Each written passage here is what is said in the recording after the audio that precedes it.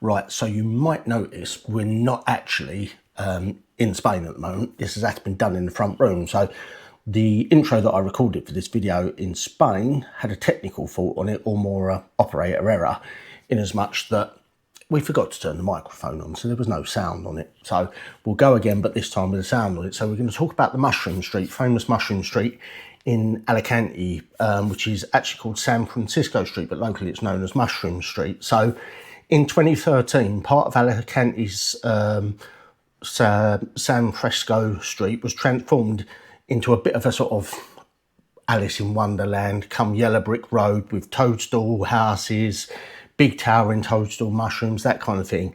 So the purpose of this was to rejuvenate the street and the businesses in the area. So there was lots of like shops, restaurants, that, and they were really struggling due to economic decline.